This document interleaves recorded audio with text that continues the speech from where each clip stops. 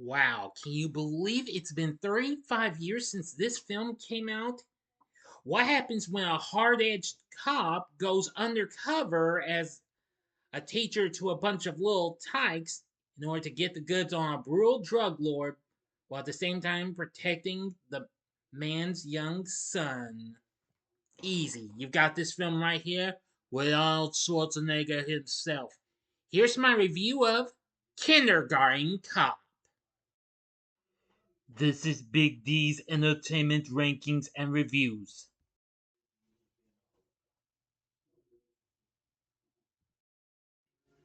So, greetings, my fellow YouTubers, and welcome again to Big D's Entertainment Rankings and Reviews. I'm the Big D, and this time around, I bring to you a review of the 1990 action comedy flick Kindergarten Cop, released by Universal for Imagine Entertainment, directed by Ivan Reitman, starring Arnold Schwarzenegger as the titular character, whose name is John Kimball, a tough as nails LA police detective working undercover as a kindergarten teacher to locate the wife and child of drug dealer Cullen Crisp, who are living under assumed identities. The film also has Pamela Reed, Penelope Ann Miller, Linda Hunt, Carroll Baker, and Cathy Moriarty. And this was Schwarzenegger's second collab with Mr. Ryman after Twins came out a couple of years prior. The film was released on December 21st, 1990. Henceforth, today's the film's 35th anniversary. Despite getting mixed response, it still did pretty well. And Schwarzenegger earned praise for his comedic abilities and willingness to subvert the action hero image that had defined his career. Let's get into the story. After years of pursuing infamous drug lord Cullen Crisp Sr., LAPD police detective John Kimball arrests Crisp for murder as the call woman Cindy witnessed Crisp gun down an informant in the back of a shopping mall. The man had given him information regarding the whereabouts of his former wife Rachel. Crisp claims that she stole $3 million from him before fleeing with their son Cullen Jr. and going into hiding. Partnered with fellow detective Phoebe O'Hara, Kimball is sent to Astoria, Oregon to identify Rachel and offer her immunity in exchange for testifying against Crisp in court. O'Hara is tasked with finding Rachel via her son by posing as a newly hired substitute teacher in kindergarten class at Astoria Elementary School. Both colleagues get to know each other. Kimball is divorced and has a 13-year-old son named Alex, with whom he has not had contact in years after his ex-wife remarried. And O'Hara is dating a chef and become friends. However, she is incapacitated by severe gastroenteritis, so Kimball is forced to step in as the teacher. School principal Ingrid Skolowski initially suspects Kimball's ineptitude. Though overwhelmed at first, Kimball adapts to his new status quickly despite lacking any formal teaching experience. Through the use of a pet ferret as a class mascot, positive reinforcement for good behavior, and his police training as a model for structure in class, Kimball becomes a much admired and cherished figure to the pupils. O'Hara recovers, then poses as Kimball's sister from Austria to assist him in the investigation. Kimball begins to enjoy his undercover role. At one point, he deals with a case of child abuse by assaulting, threatening, and pressing charges against the abusive father of one of his pupils, Zach, winning over Sklowowski. Excuse me, I'm getting tongue-tied again, sorry. She assures him that despite Kimball's unorthodox methods, she is impressed with his performance and thus does not fire him. Kimball also becomes fond of Joyce, a fellow teacher whose son Dominic is one of his pupils. Dominic admires Kimball and sees him as a father figure, as his mother is estranged from her husband and will not speak of him. Joyce tells her son that he lives in France and that she left him after seeing his true colors, refusing to elaborate. Through their conversations, Kimball deduces that Joyce is actually Rachel and that Dominic is Cullen Jr. Meanwhile, in California, the case holding Crisp in jail is closed after Cindy dies from using tainted cocaine provided by Crisp's mother and partner in crime, Eleanor.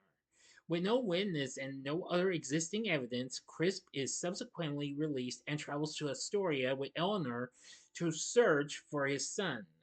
When Kimball learns of this, he confronts Rachel about her identity, saying if he can protect her if only if she cooperates. Well, she is outraged that he misled her, but she reveals that Crisp lied about the stolen money in order to convince drug dealers to hunt them down, and he came to kidnap her son Dominic. Please stand by. All right, now for the final act and ending. As always, you know procedure. You got 5 seconds to sub this video at once. Go to the description box below. Fast forward to the time below. As I count down now, if you've seen this already, please continue. Okay, you've been warned. Crisp arrives at the school and starts a fire in the library as a distraction to kidnap his son. Then uses the boy as a hostage when Kimball arrives to capture him.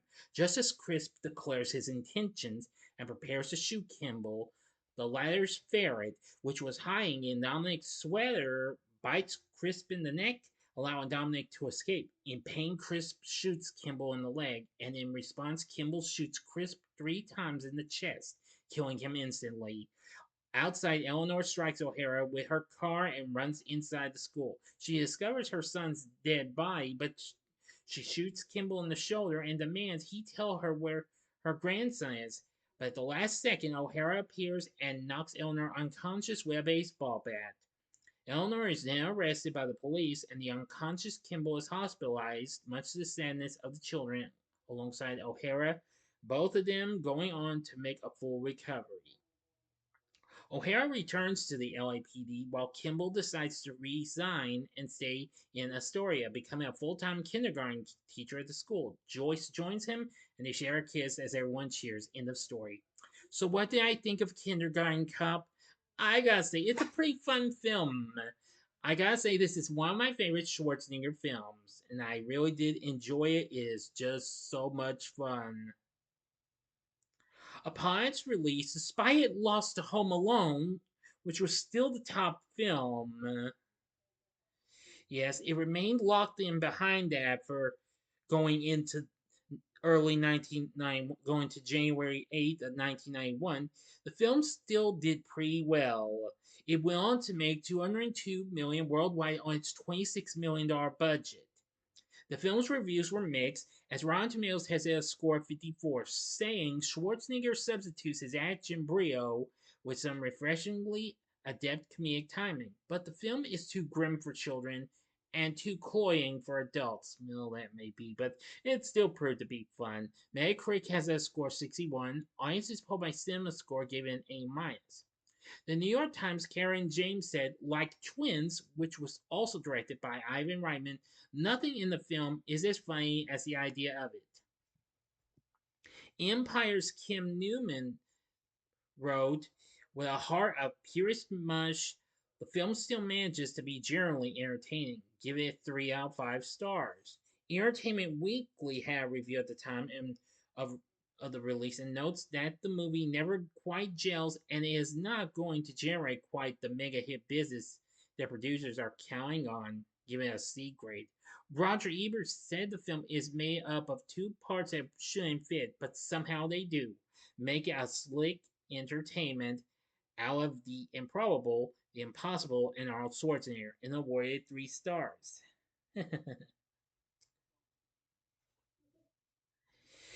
In On April Fool's Day of 2012, there was a prank as the film was announced to be selected for DVD and Blu-ray release as part of the Criterion Collection,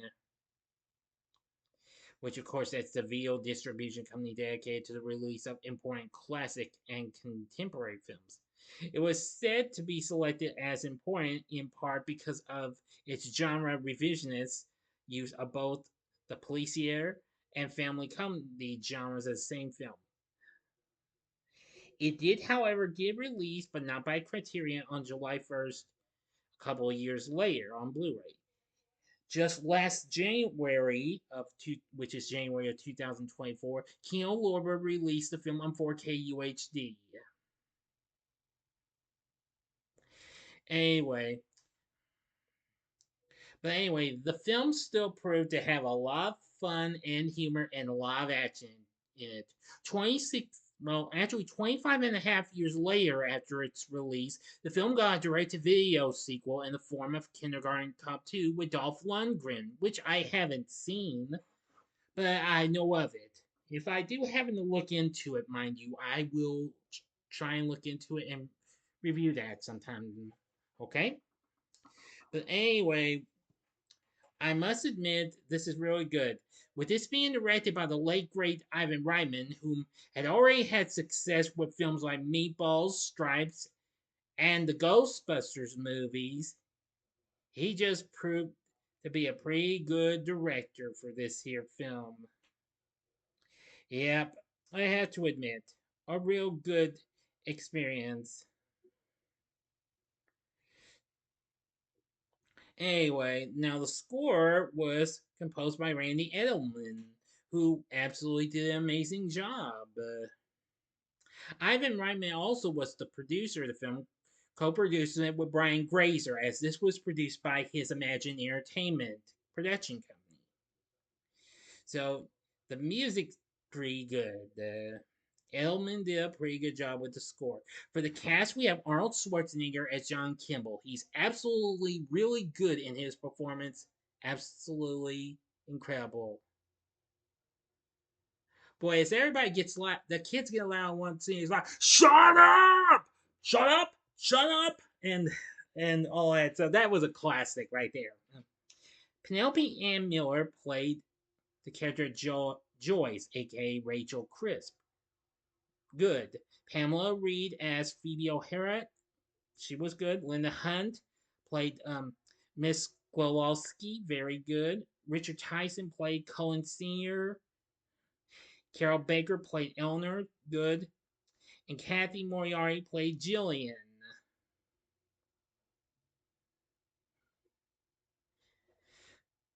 The mother to the character of Sylvester, played by Ben Diskin, who I'm going to get to to a few kids I'm quite familiar with. Now, actually, a few of them I'm familiar with, but there's other people's in it, like Park Overall, who of course was already big on TV's Empty Nest at the time, and Angela Bassett as well. Now, among some of the kids in here, we have let's see, Adam Wiley. I am familiar with that name. Of course, he after this he would go on to star on TV's Picket Fences, and he had recently appeared in as a kid named Sammy in Child's Play 2, released that same year from Universal.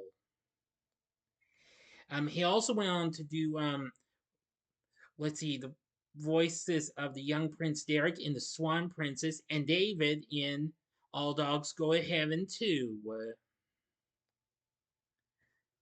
He also voiced the titular character of Dennis the Menace in the all-new Dennis the Menace in 1993, fresh off after the success of the movie.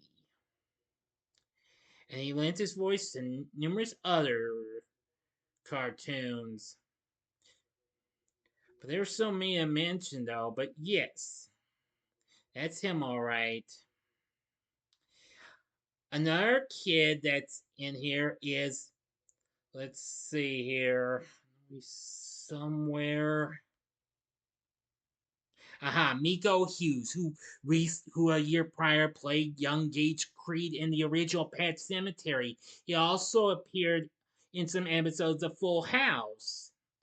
And he's done a few other things. Oh yeah, he also played Dylan in Wes Craven's New Nightmare.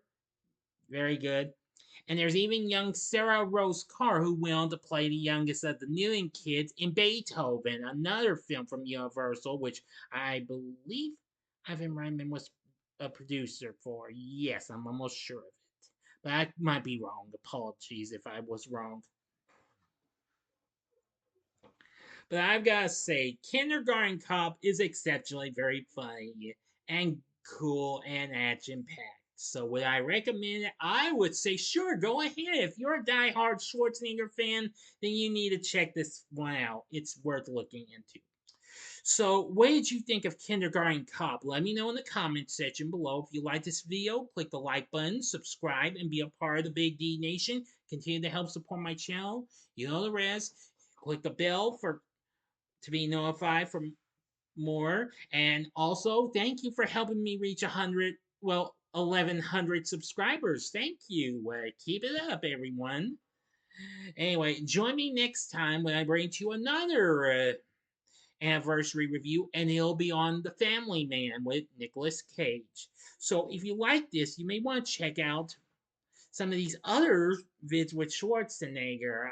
I'll give you a couple of these. These are two I've recently done in the last month or so. In the upper left-hand corner is my ranking of my favorite Schwarzenegger films. You will see Kindergarten Cop on that list of, or should I say a ranking. Or if you would like one of his more underrated films, here's the vid for my review of a film he did a decade after this, The Sixth Day. Easily one of the most underrated films he's ever done. Or if you would like maybe um kind of a more lighter film he did, check out my review of Conan the Destroyer in the bottom left-hand corner. In the bottom right-hand corner is the button you can click to subscribe. If you like rankings and reviews on movies, TV, music, video games, etc., then I'm your guy. Thanks for watching. Until next time, I'm the Big D saying see ya.